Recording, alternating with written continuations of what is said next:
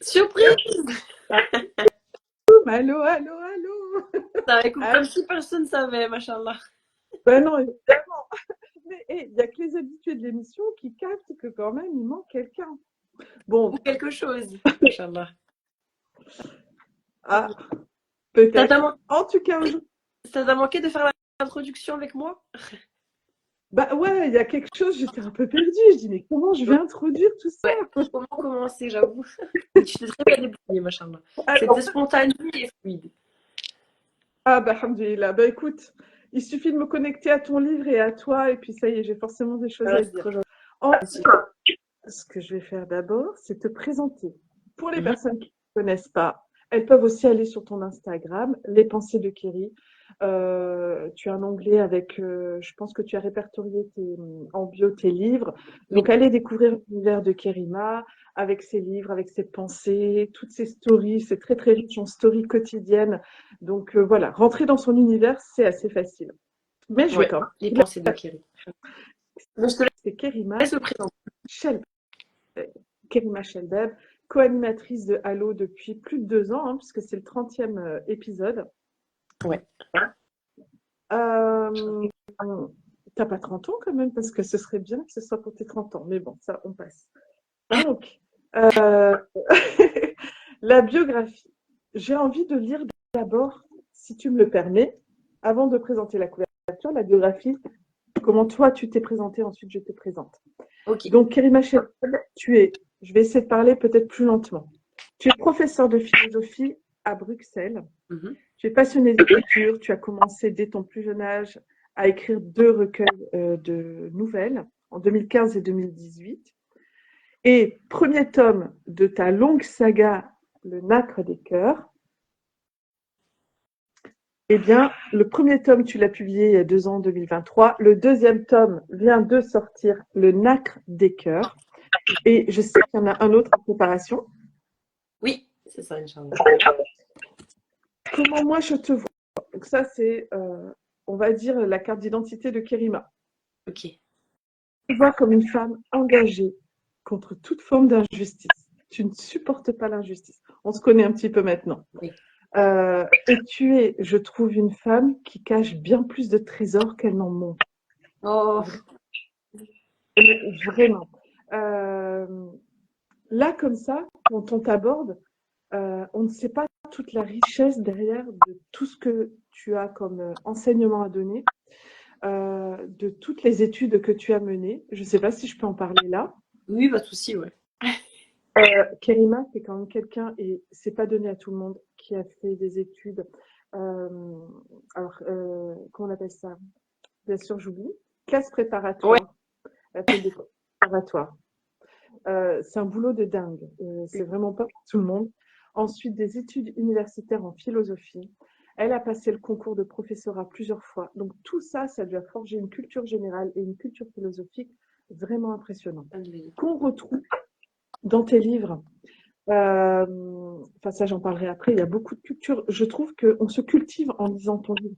C'est pas seulement. Bon, je suis déjà en train de donner mon avis. Écoute, je vais faire mon petit mélange. Je suis pas trop. Il y a vraiment une culture générale de sagesse philosophique, de sagesse spirituelle, des citations d'auteurs. Vraiment, voilà comment moi je te vois et voilà, je pense que tu es. Et je trouve que ton travail n'est pas suffisamment mis à valeur. Donc, moi, je suis contente de pouvoir présenter, de consacrer une émission à ton œuvre. Il faut savoir que, par exemple, le Nacre des Cœurs, c'est presque 400 pages. Et c'est seulement le deuxième tome. Donc, je ne sais pas combien tu nous as écrit de pages entre les 3 tomes. On doit frôler les 1000 pages, voire plus. Donc, c'est Oui, vraiment oui, un truc. dans ces eaux-là, ouais. Machallah. Euh, il faut quand même reconnaître, rien que cette valeur-là, quand même, écrire 1000 pages avec des personnages, des rebondissements, de l'action, des sagesses, des enseignements. C'est vraiment un énorme travail.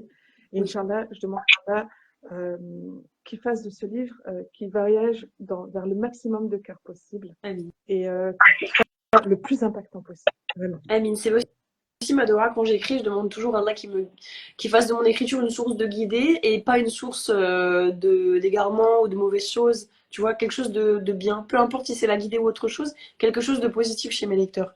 On sait jamais, en vérité, c'est pas nous qui décidons de l'impact, tu vois, qu'on a. Alhamdoulilah.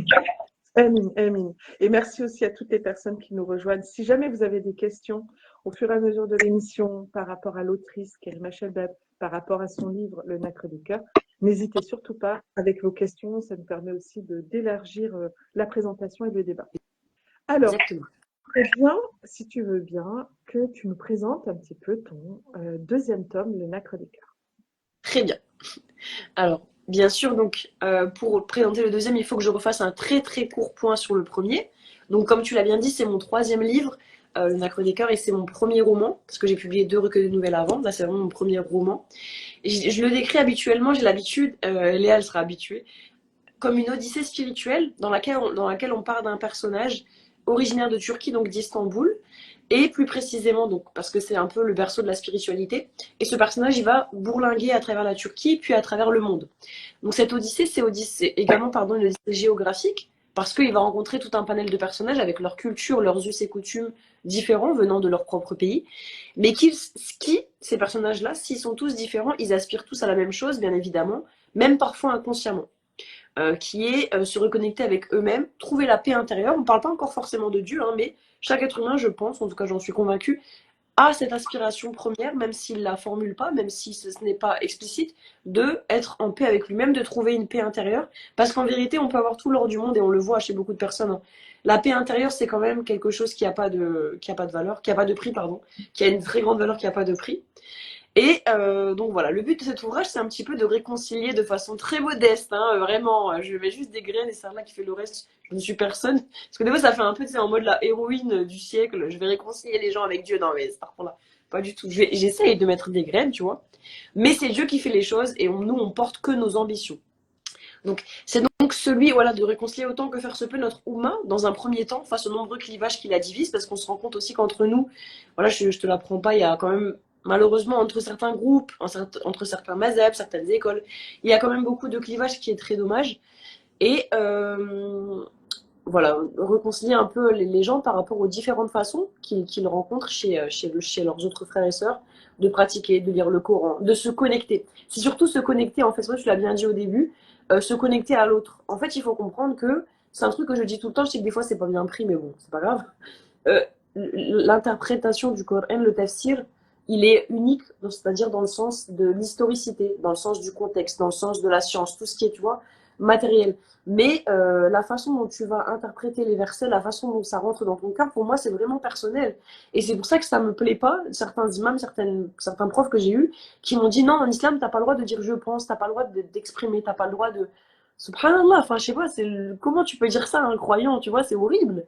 Bien sûr qu'on n'est pas on n'a pas fait des études, on peut pas aller dire voilà ce verset, de dire que. Mais il y a des versets, et on le sait très bien lesquels, parce qu'on le sent, ils parlent directement au cœur. Et ça, il faut pas le mettre de côté. Et c'est ce que j'aimerais bien mettre un peu, c'est ce que je mets en avant dans le macro des cœurs, c'est que même si on a tous une religion unique, on la vit de façon différente et c'est riche en fait, c'est bien. Moi je trouve ça bien. C'est au contraire, ce serait dommage qu'on vive tous la chose sur un prisme un peu monochrome, tu vois. Donc voilà. Qu'est-ce que je peux dire d'autre par rapport au macro des cœurs, bien évidemment. C'est la raison pour laquelle aussi j'aborde pas pour que ça soit un message vraiment universel. C'est la raison pour laquelle, comme j'ai déjà dit plusieurs fois, j'aborde pas de vocabulaire proprement explicitement islamique dans cet ouvrage, justement pour élargir au maximum le message, parce que la fitra, la saine nature, comme on dit, concerne tout le monde, et j'invite tout être humain, modestement et subtilement, à renouer avec elle, par ce modeste livre, par le prisme religieux, mais pas que, parce que, en vérité, quelqu'un qui est loin de la religion, c'est pas pertinent de lui en parler tout de suite, tu vois, il y a différents prismes avec lesquels il peut renouer avant d'arriver à la graine de la foi. Et donc dans le tome 1, donc là c'est vraiment pour faire un rappel pour ceux qui ne connaissent pas du tout, donc le tome 1, Aziz qui est natif d'Istanbul, il se voit envoyé à Bodrum par ses parents afin d'aller travailler chez son oncle. Donc son oncle, il est assez dépensier, il est assez extravagant, il est très superficiel. Contrairement à Aziz, qui est quelqu'un de très dévot, de très pieux, très timide, même à la limite très pudique, mais même pudibon. Et il est vraiment, cette famille-là est aux antipodes de la famille d'Aziz. Et donc du coup, lui va se trouver un peu dans un dilemme existentiel dans lequel Allah il va éprouver sa foi. Comment tu tiens quand tu es chez toi, dans ta cité à l'intérieur, il n'y a personne qui t'embête, c'est très facile de prier, de faire ce que tu veux. Mais quand tu es autre part, dans un milieu hostile, où il y a des vagues, où il y a des rochers, comment tu tiens et est-ce que tu tiens? Tu vois, c'est un peu ça le message. Et bien évidemment, il va tenir, mais difficilement, ce qui est normal, c'est un peu comme nous tous. Et donc à Bodrum, il va faire des rencontres, il va finir par se marier avec Rima, donc la jeune fille convertie, elle aussi très sensible et qui est aussi dans une quête d'amour profond. Et dans le tissu narratif, c'est pour ça que j'essaye de faire court parce que c'est très long, enfin c'est très dense. Dans le tissu narratif, j'ai inclus toute une flopée de personnages qui viennent se superposer à l'histoire et qui ont tous quelque chose à apporter, tu vois, qui ont tous leur pierre à poser à l'édifice. Donc il y a Darlina, il y a Zach, il y a Autoturk, il y a Alia. Dans le tome 2, il y en a encore plus. Et donc à la fin du roman du tome 1, pour vraiment rappeler, Aziz et Rima s'en vont faire leurs études de spiritualité au Cham, donc en Syrie, pour voilà, apprendre vraiment la religion dans un pays musulman. Et quel pays? C'est un des pays les plus réputés pour la science islamique et pour la spiritualité. Et voilà, le tome 2, il commence ainsi. Il commence, c'est pour ça qu'on voit un peu le désert, pour faire penser un peu voilà, à la spiritualité, un petit peu vaporeux, tout ça. Donc le tome 2, il commence avec la rencontre par Rima d'une professeure qui s'appelle Irma, qui est elle aussi convertie, qui vient des pays de l'Est, et elle a beaucoup de choses à lui apprendre. Elle va lui servir un peu de grande sœur, de mère, même je dirais spirituelle, dans sa quête. Ils vont aussi rencontrer Keita, et donc là, le lecteur il va partir à la découverte du Kenya, mais aussi de Nauru, qui est une petite île en Micronésie qui a une forte histoire. Si vous ne connaissez pas l'histoire de Nauru, c'est très triste. Et en même temps, ça montre, c'est très, il y a beaucoup de leçons. Donc c'est pour ça qu'ici il y a le côté un peu exotique, la jungle un peu de Nauru, qui est une lagune. Il y a beaucoup de lagunes, pardon, de lagons, lagunes, je sais plus comment on dit. Et voilà, donc il y a un peu il y a beaucoup de thèmes dans le tome 2 aussi. Il y a celui de la colonisation, il y a celui du déclassement, la mixité sociale, l'émancipation des femmes. Il y a beaucoup de thèmes. Et c'est vraiment une odyssée géographique à la fois parce qu'on se déplace. Donc il y a un mouvement vers l'extérieur, comme tu l'as bien dit au début, mais aussi un mouvement vers l'intérieur parce qu'on apprend sur soi. Je pense que j'ai résumé plus ou moins le tome 1 et j'espère avoir donné envie aux gens de lire le tome 2. Je sais pas si c'est ce que tu avais plus ou moins compris toi aussi en le parcourant. Bon. Et d'ailleurs, tu as dû quand même faire des recherches parce que, par exemple, avec le peuple Maasai, Oui. on a un mot en langue Maasai. J'étais étonnée. Oui, j'aime trop faire ça. C'est vraiment mon petit kiff, c'est que j'aime trop mettre des mots. Bah, je n'apprends pas les langues, sinon ce serait trop long. Mais j'aime mettre des petits mots comme, tu vois, pour vraiment immerger un petit peu le lecteur. Je mets des mots turcs, Maasai. Là, dans mon troisième tome, je mets des mots afghans aussi. J'aime bien. Ouais, Donc, mais j'ai bien aimé aussi parce que, bon, déjà, ça fait plus réaliste et puis surtout, on est vraiment dans le voyage. Et c'est pour ça, quand je te parlais de culture générale, je pense que quand même, ça t'a demandé un travail je suppose, de recherche aussi sur les pays qui sont traversés, même si on n'a pas. euh, je vois que ta force, en tout cas pour moi, hein, il y a beaucoup de dialogue, donc beaucoup de vie, beaucoup de, de comment dire, l'interaction. d'interaction. Oui. D'accord. Et il y a parfois des romans qui sont beaucoup plus descriptifs. Donc, on a quand même des descriptions de paysages, mais je suppose que quand même, tu as dû faire un petit peu de recherche pour pouvoir nous faire rentrer en immersion dans des pays quand même très différents, hein. On Oui. part. Il n'y a que l'Amérique que tu n'as pas exploré, je pense. L'Amérique? Pas encore. L'Afrique, mais au Moyen-Orient, ben, Inch'Allah, peut-être plus tard, hein. Il y Ouais. a Tintin aux Amériques, il y aura Irma. Non, non, il n'y a pas. Irma. T'as dit quoi, tome 15? Non, il n'y a pas 15 tomes. Non, non, non. On ne sait pas, on ne sait pas. Ou en tout cas, notre livre. Mais J'aimerais savoir, pour dire est-ce pas que- ça. oui, Ouais, en fait, je voulais juste te dire parce que justement, il y a des personnes qui peuvent par exemple des fois un peu se bloquer, donc très rapidement par rapport à ça, parce que tu vois, moi au début quand je commençais à écrire, c'est un truc qui me bloquait, je me disais, mais je vais parler d'un pays, mais je le connais pas, il faut absolument que je recherche dans. Et en fait, non. Oui, bien sûr, il faut être fidèle, il faut aller voir un peu son histoire, un petit peu, mettre des petits mots, etc. Mais moi, ce que je dis là de Nauru, ce que je dis du Kenya, je sais pas si c'est vraiment vrai. Bien sûr, j'ai le background un petit peu, je vais pas non plus inventer, mais c'est vraiment de la fiction. Et je pense que c'est pas grave, parce que les gens, ils savent que c'est un roman. Ils savent que ce qui se passe, c'est pas exactement la même chose que dans la vie, tu vois. Donc il faut un peu se lâcher avec ça, parce que je sais que ces dernières années, avec tout le mouvement woke, il y a un peu ce truc de faut pas trop dire, il faut pas trop de trucs, faut pas s'approprier. Ben si, pour moi si. Écrire, c'est s'approprier les choses. Pas de façon malveillante, mais il faut s'approprier, je pense. oui. De toute façon, tu n'as pas fait un reportage sur le pays. Non, C'est non. pas joué. Oui, c'est Voilà, ça. ça va. Voilà ce que je me dis. Et du coup, est-ce que tu te considères plutôt prof, d'abord écrivaine? Comment tu fais par rapport à ces deux métiers? Est-ce que tu les considères d'ailleurs comme métier, être écrivaine, par exemple? Je me considère d'abord écrivaine en premier parce que dans l'anthropologique, c'est ce que je voulais être en premier et c'est ce que j'ai fait en premier d'écrire. Mais ça, ça relie beaucoup de choses dont on a parlé ensemble et j'ai déjà parlé avec d'autres sœurs, amies et tout, etc. C'est que j'arrive pas à me dire qu'écrivaine, c'est mon métier parce que j'en vis pas encore matériellement et parce que, en fait, j'ai l'impression, c'est psychologique, qu'à partir du moment où je vais me dire c'est mon métier, ça va casser quelque chose. Je vais plus le prendre de façon aussi passionnée. Alors que j'adore être prof de philo, mais c'est vraiment mon métier. Il y a des fois, j'en ai marre, je m'énerve avec les élèves, j'ai envie de rentrer chez moi, tu vois. Mais écrivain, c'est tellement mon truc que je me dis, si je le considère comme métier, j'ai peur de le voir autrement. Je sais pas si toi aussi, t'as ce truc. Parce que du coup, Ouais, toi aussi, t'es comme ça. je pense que c'est parce qu'on nous a fait croire que soit c'est sérieux, tu travailles pour gagner ta vie, soit tu t'amuses en étant passionné. Et ce soit, soit, ce ou, c'est une division qui n'a pas lieu d'être. C'est une division sociétale qu'on nous a inculquée. En fait, à quel moment, au nom de quoi, et qui a dit que on devait séparer ce qui nous faisait gagner de l'argent de ce qui nous plaisait? C'est cette division qu'il faut faire. Moi, je pense qu'on peut faire les deux. Là où ça peut être un peu perturbant, c'est comme certains artistes ou effectivement certains peintres. Une fois qu'ils vont dans une galerie, on va leur demander à un moment donné, leur mettre la pression de fournir, peindre, etc. Peut-être d'orienter un peu par rapport aux visiteurs et puis aux Ouais. acheteurs, etc. Là, on peut peut-être un petit peu perdre son identité. Mais je pense que on peut, si on arrive à être bien ancré, bien s'affirmer, en faire un métier tout en étant très très libre de ce qu'on dit, de la manière dont on le fait. D'accord. Encore une fois, c'est une question de perception, en fait. C'est psychologique, ouais. Oui, je pense. Alors, j'aimerais aussi savoir, on est bon au niveau du timing, on s'est dit moins d'une heure, Inch'Allah. Oui, vas-y. Euh, D'où vient l'idée et l'envie d'écrire le Nacre des cœurs? Comment c'est apparu?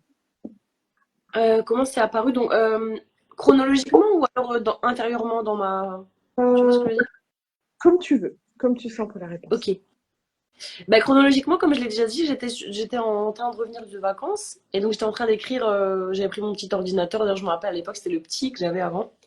Je l'avais pris dans la voiture et j'écrivais bah, parce que je voulais faire passer le temps qu'on rentre. Et j'avais envie d'écrire, subhanallah, je l'ai toujours, je me rappelle fort de ça, d'un personnage, et je n'étais pas encore converti, hein. Et je voulais écrire sur un personnage arabe, je sais pas pourquoi. Pour explorer autre chose que ce que je connaissais, je voulais écrire sur un personnage arabe, maghrébin, quelque chose oriental. Je me rappelle, alors ça veut rien dire hein, maintenant, je me rappelle, mais sur un personnage oriental, tu vois. Et j'ai commencé à écrire sur Aziz. Et puis voilà, ça a commencé comme ça petit à petit, mais je connaissais rien de l'islam, donc je me rappelle que j'avais mis des gros clichés, mais après je l'ai supprimé je crois, mais j'avais mis des clichés un peu dans la religion en mode tout est haram, tu vois, parce que je m'y connaissais pas, et subhanallah, Allah il plantait les graines, parce que un an après je me suis convertie, tu vois. Mais j'avais oublié quand je me suis convertie que j'avais commencé à écrire sur un personnage oriental, à Égypte, tu vois, c'est incroyable quand même.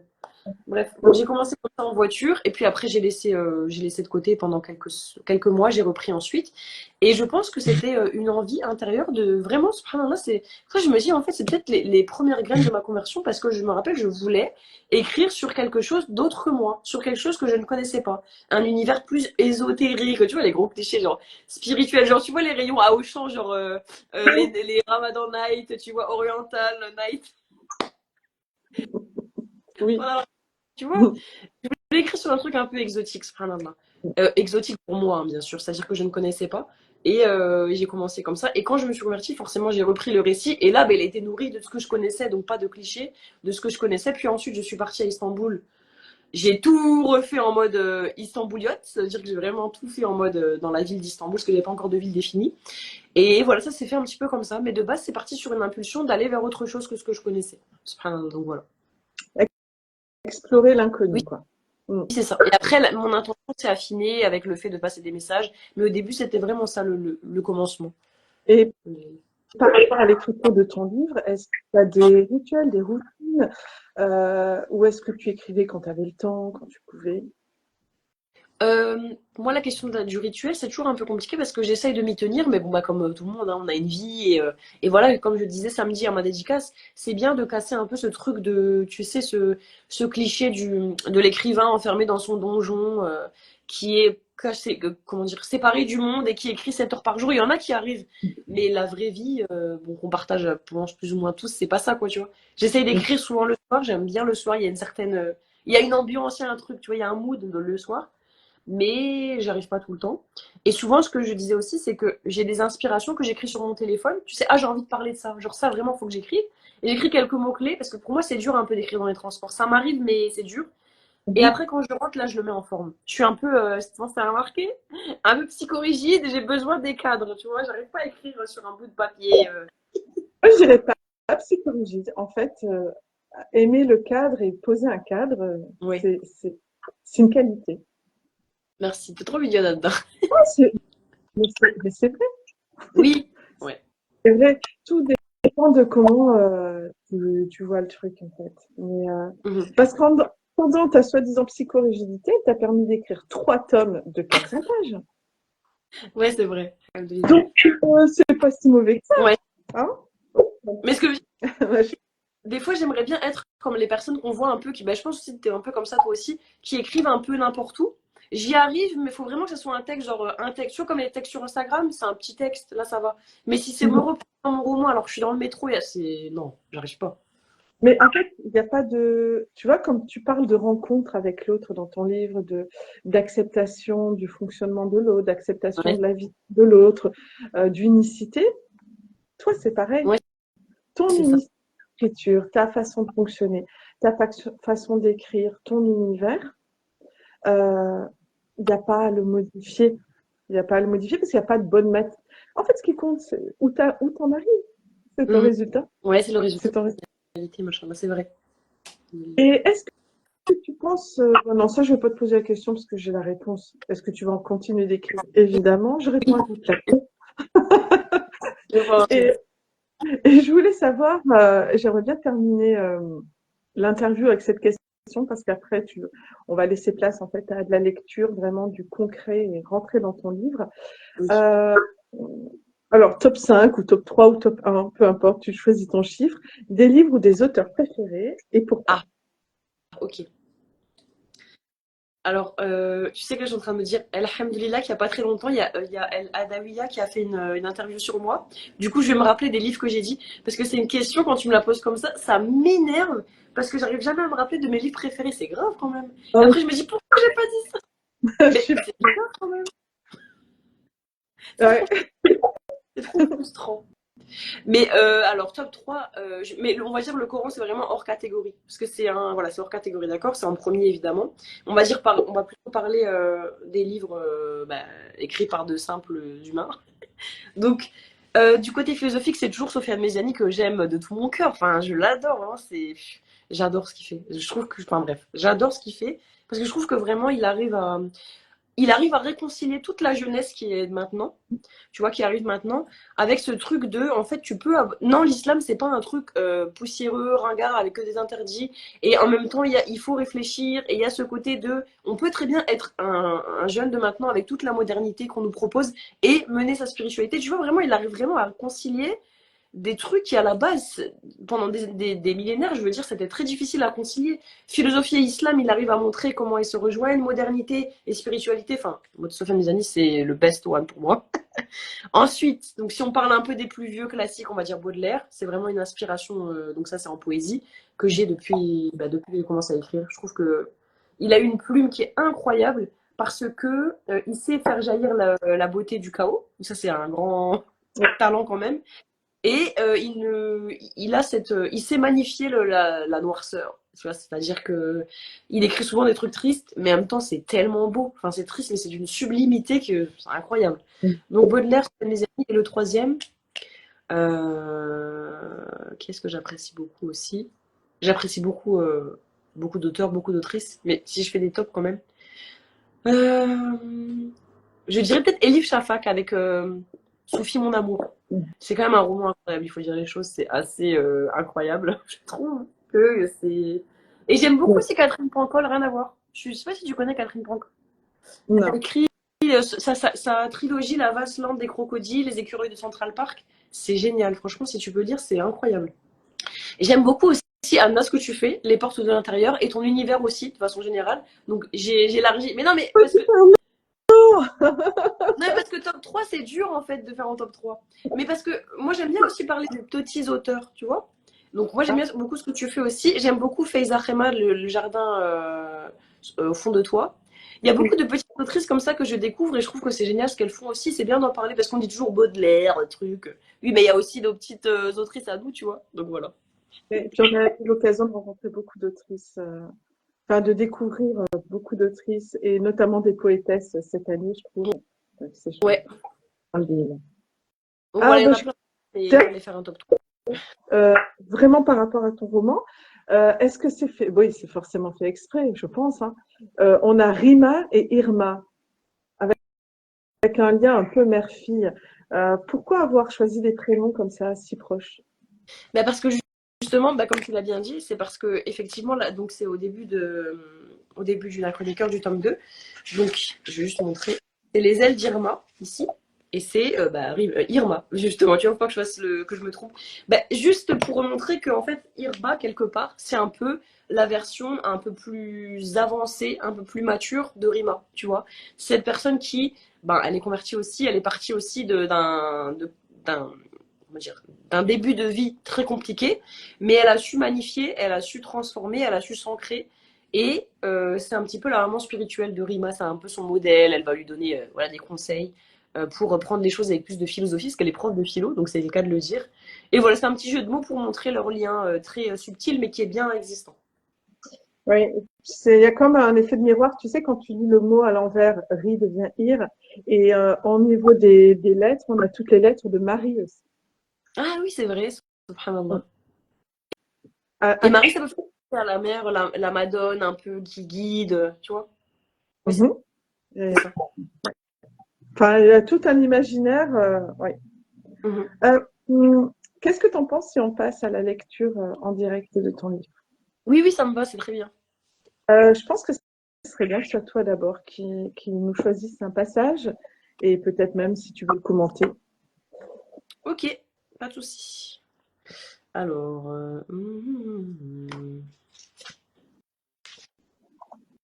donc c'était page 66, je vais lire. Donc ouais, donc c'est page 66, voilà. Et donc on arrive à un moment où, d'ailleurs ça me fait penser un peu à ton recueil parce que j'ai écrit un peu les paroles de chansons de façon un petit peu, tu vois, au milieu de Oui. la page, et le style, voilà. Donc là, donc on est au Cham, donc en Syrie, pour donner le contexte, mais je ne vais pas trop spoiler. Et il y a un personnage, vous saurez qui si vous le lisez, qui finalement arrive à s'échapper parce qu'elle est prise dans un piège. Voilà, elle a été piégée par certaines personnes qui lui ont fait croire que si elle venait, elle aurait. Bon, bref, elle a été piégée, quoi. Et elle essaye de s'échapper. Et donc là, elle est sur le point de partir. Et j'ai mis les paroles d'une musique que j'aime beaucoup qui s'appelle Nuage Dreams. Et en fait, les paroles traduites, hein. Donc la fin des paroles, c'est ce que vous êtes au fond, au plus profond de vous-même, loin, très loin, n'est simplement que le tissu et la structure de l'existence elle-même. Là, c'est juste les dernières paroles. Donc je vais lire à partir de la page 66. C'était pour donner le contexte. Vous réaliseriez tous vos rêves, ressentir votre propre existence comme fondamentale. Elle sentait précisément à ce moment-là son sang couler dans ses veines, gonflée, turgescente, pleine à craquer de ce nectar de vie. Le pied droit dans le train, était-ce bien réel? Était-ce bien palpable? Son visage découvert ne pouvait plus s'arrêter de sourire. Il n'y avait personne dans le train. Personne d'autre qu'elle et l'immensité de sa joie. Cette dernière paraissait emplir tout le train, sortant par les fenêtres et les portes. Elle ne laissait de place à rien d'autre. Elle se retint de danser, de virevolter seule au milieu des sièges. Elle s'assit sur la première banquette venue et ferma les yeux. Encore quelques petites minutes et l'alarme stridente annoncerait la fermeture des portes. Puis, le train se mettrait en marche, et ses épaules se déchargeraient du lourd fardeau qu'elle portait depuis tous ces mois. L'angoisse de ne plus jamais revoir le ciel bleu ancré de son pays, de ne plus sentir l'odeur saline du Bosphore et de ces vieux pêcheurs édentés, mais tout sourire. Elle ferma les yeux et appuya sa tête contre la fenêtre, pensant que cela passerait plus vite. La musique était finie. Lorsqu'elle rouvrit les yeux, deux agents de police l'encadraient, lui sommant de présenter ses papiers d'identité. Tout se brisa à nouveau en elle. Les grosses larmes qui roulèrent sur ses joues maigres sans qu'elle ne pût les retenir la trahirent avant toute autre chose. Son mari lui avait confisqué ses papiers dès les premiers jours. Elle n'y avait pas pu prêter attention que cela. Grossière erreur. Elle s'en voulut tellement que ses pleurs redoublèrent. Si seulement elle y avait pensé avant. Elle aurait fouillé toute la maison et aurait bien fini par les retrouver, ces satanés papiers qui lui manquaient tant à l'instant présent. Elle ôta ses écouteurs et avant qu'ils ne mettent leur grosse paluche sur elle, regarda quelques instants la photo des siens. Où était-il à cet instant? Donc si j'ai lu ce passage, c'est parce que je trouve que dans ma plume, ça c'est assez marrant parce que c'est moi qui ai écrit, mais je m'en rends compte après, il y a un sorte de, comment on dit, parallélisme, bon c'est pas le bon mot, mais tu vas comprendre, entre, comment dire, l'importance du moment, elle va partir, tu vois, elle va se délivrer d'un joug tyrannique, elle va partir, on décrit, tu vois, la liberté dans ses veines, elle veut danser, elle veut tout faire, et la chose qui la ramène à la réalité, c'est une insignifiance incroyable des papiers. Tu vois, Mm. subhanallah. Et des fois, en Mm. fait, ça montre que en fait, subhanallah, des fois, on va idéaliser, on va être dans des moments de joie pure, etc. Et en fait, il y a une chose bête, entre parenthèses, pour Allah, c'est pas bête, tu sais pourquoi il fait ça. Mais une chose vraiment concrète qui va nous ramener à la réalité, on va se dire, subhanallah, j'ai négligé tout, j'ai pensé à tout, mais j'ai négligé juste cette chose-là. Mais c'est bien parce que ça nous rappelle qu'en vérité, rien n'est insignifiant, tu vois. Ça me paraît bête comme exemple, mais je voulais vraiment faire le décalage entre cette sensation de liberté, de bonheur, et j'ai oublié mes papiers, en fait, ça fout tout en l'air. Pour un papier, c'est fini. Tu Mm. vois, subhanallah, des fois, c'est tellement frustrant, tu te dis, mais voilà. C'est ce passage que je voulais dire. Ouais, c'est tous les petits grains de sable. Après, ça parle aussi peut-être de contrôle, que même si elle a pensé à tout, Ouais. elle contrôle pas finalement. Ouais, et des fois, Allah, il nous fait justement des pieds de nez, comme on dit, c'est ironique parce que toi, t'as tout prévu. Moi, combien de fois ça m'est arrivé? Bah, toi aussi, je pense. T'as tout prévu, et Allah, il dit, bah non, t'as oublié ça, mais regarde l'ironie. Je vais juste prendre cet exemple, ce petit truc, pour te dire ça a pas marché. Mais c'est un rappel, sois humble, en fait, t'es qui? Tu vois, Mm. Allah, il va prendre un tout petit truc pour te dire, avec ça, je peux ruiner ton plan. Mais c'est pas, on sait très bien que c'est pas malveillant. Mais tu vois, pour nous rappeler à l'humilité, tu ne prévois rien, en fait. Tu fais les causes. C'est tout. Mm. Alhamdulillah. Pour nous rapprocher de lui, au final. Oui. Mm. Oui, bien sûr, il n'y a jamais de malveillance, évidemment. Alors toi, tu vas lire quel passage? J'ai trop hâte de savoir. C'est la page 12.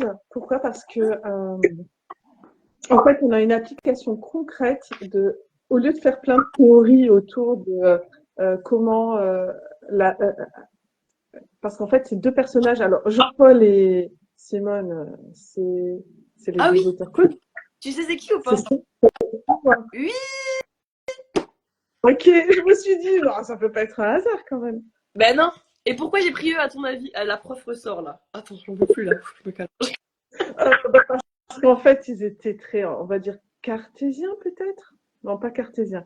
Disons qu'en fait, ils rejetaient quand même la foi et tu as voulu leur prouver que rien que l'amour qu'ils ressentaient l'un pour l'autre est une preuve que l'invisible existe en fait. Ouais. Je pense Oh, que je suis c'était... trop contente que tu aies compris. Je me suis dit ça va être confus pour tout le monde. Dire qu'est-ce qu'elle raconte? Non, c'était très très clair en tout cas pour moi. Ah, Et, ben, et le fait justement, le personnage Irma, concrètement, lors d'un orage, veut leur montrer, en fait, qu'ils expérimentent dans leur corps la foi. Alors, je ne vais pas tout lire parce que c'est quand même 4 pages par rapport à ça. oui, oui, oui. Euh, ok, j'ai envie de donner la citation de Kant. Donc, Ok. on parle d'Irma, la Oui. professeure de philo. Elle trouvait que dans toute l'histoire de la philosophie qu'elle avait étudiée, cette hypothèse de Kant, en plus d'être sa préférée, était celle qui se rapprochait le plus de l'expérience de la foi. La soumission tacite de la raison, qui, en échec, déboussolée et en proie à d'inquiétantes mais de délicieux vertiges, reconnaît la grandeur de l'infini qui la dépasse.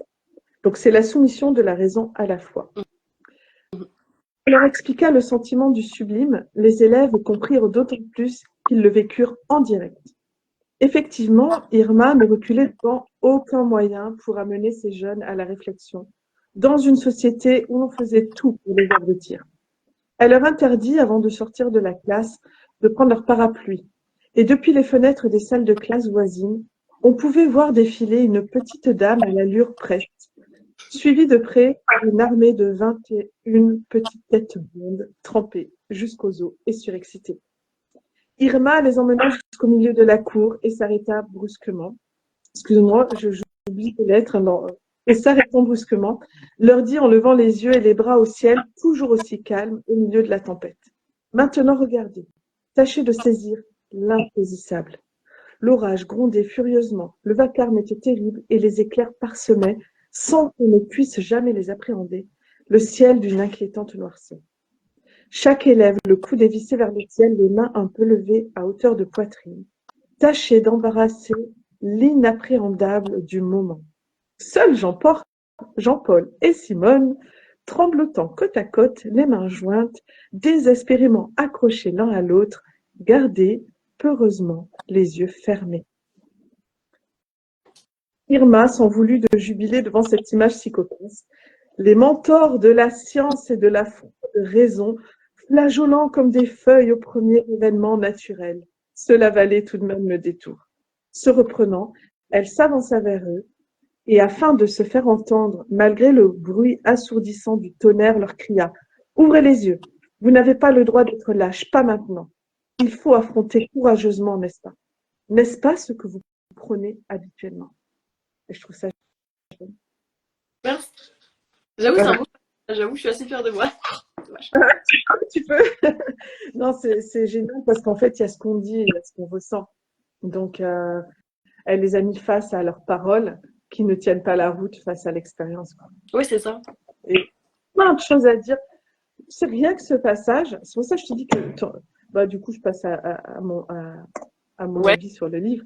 Ton livre est plein de sagesse sans transition, plein de sagesse et de.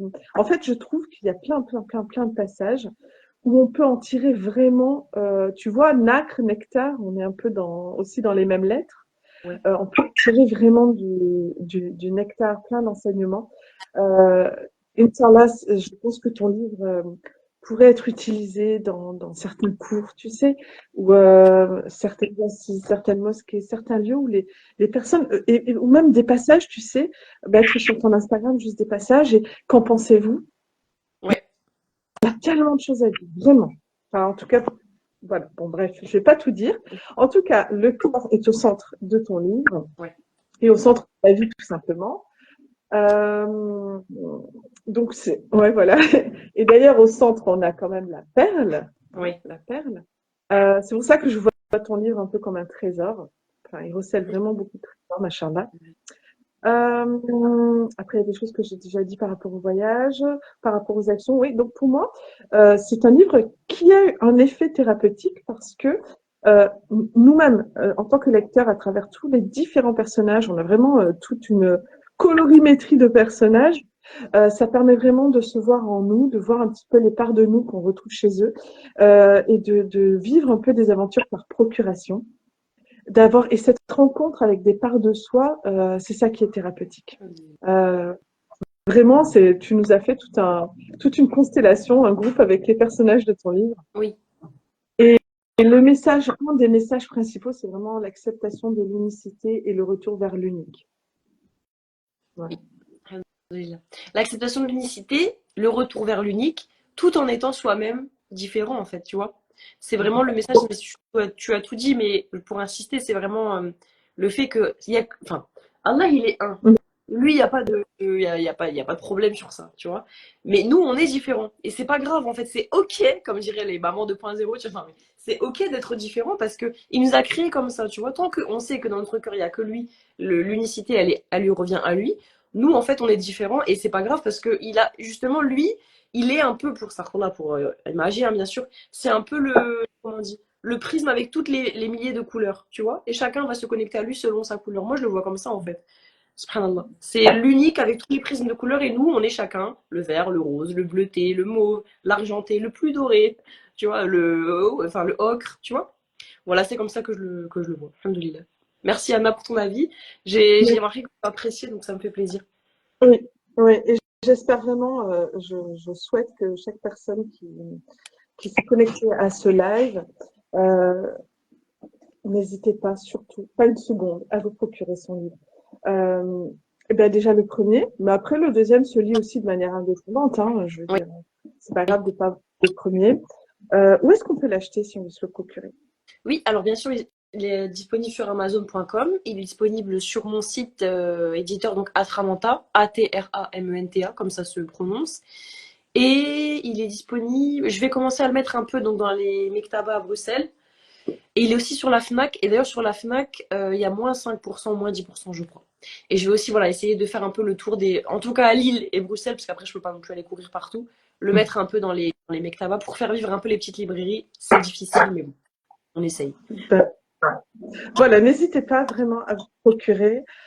Prenez le temps de le lire et d'infuser aussi tout ce qu'il y a à l'intérieur. Oui, Voilà. il y a de quoi infuser. C'est une bonne tisane, un méli-mélo de tisane. Exactement. Okay. Ben, écoute, on va clôturer. Moi, je suis ravie de t'avoir représenté, d'avoir présenté ton livre, ton deuxième tome. Et on va terminer, donc conclusion, avec... Ah, juste peut-être Anna pour les actualités, peut-être que tu as des choses à nous dire. Oui, j'en ai deux. Je vais participer à un événement organisé par le lycée Averroès. Avec... Et voilà, donc c'est un ensemble d'auteurs réunis. Et dernier week-end de mai, Inch'Allah, j'organise une exposition avec une autre artiste à Villeneuve-d'Ascq. Mais j'en parlerai un peu plus sur mon programme. Et ton programme Ose? Oui. Non, mais c'est une blague. Tu vois, quand je l'ai fait en live, c'est une catastrophe. On oublie tous les trucs importants. Ah oui, attends, je recommence. Non, ma première grande nouvelle, excusez-moi, c'est que là, je suis en plein lancement de mon programme Ose. Incroyable, merci beaucoup. Subhanallah.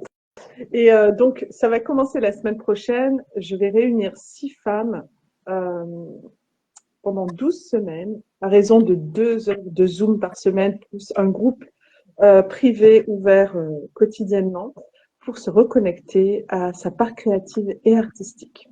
Tellement important. Dans un monde ouais, dans lequel on a oublié tout ça, subhanallah. Donc, si vous avez besoin d'infos, n'hésitez pas à me contacter en DM. J'ai déjà fait 6 lives de présentation. Vous pouvez aller voir sur mon feed. Et voilà, et je vous dis à tout de suite, Inch'Allah, en DM. Voilà, la moindre information, vous n'hésitez pas. Ok. Mais moi aussi, du coup, je te rejoindrai le 17 mai aussi à Véro Livre, évidemment. Hein. On participe, Inch'Allah. Et puis, voilà, comme d'habitude, mon tome 2, la chaîne YouTube, un peu tout ce qui est sur. Tout ce qui gravite un peu autour de mon univers. Tout est disponible. Donc voilà, tout simplement. Eh bien, c'est très bien. J'ai envie de clôturer avec une citation de Kerima Shelbeb. C'est étonnant. Attends, si je la retrouve. Attends, excuse-moi. Pas de souci. Okay. Tu n'es gêné par aucune sorte de frein, mais c'est à toi, selon ton propre libre arbitre, de déterminer ta nature. Je t'ai créé moyen terme du monde, afin que de cette place, tu puisses observer autour de toi tout ce qui se trouve au monde. Nous avons fait de toi un être ni céleste, ni terrestre, ni mortel, ni immortel, afin que tu deviennes ton propre sculpteur et poète, complètement libre et créant pour l'honneur, et que tu choisisses toi-même la forme dans laquelle tu souhaites vivre. Donc, c'est une citation que tu as mise dans ton livre et je voulais terminer avec ça. Oui, de Pic de la Mirandole, machallah, magnifique citation que j'aime beaucoup. Merci beaucoup Anna d'avoir mis à l'honneur le nacre des cœurs. Merci à vous d'avoir suivi et j'espère qu'il touchera encore beaucoup de cœurs et puis on se dit du coup au mois prochain, hein, Inch'Allah. Pour le 31e épisode. Merci de nous avoir suivis et à très bientôt, Inch'Allah. Salam alaikum. Alaikum. Alaikum salam.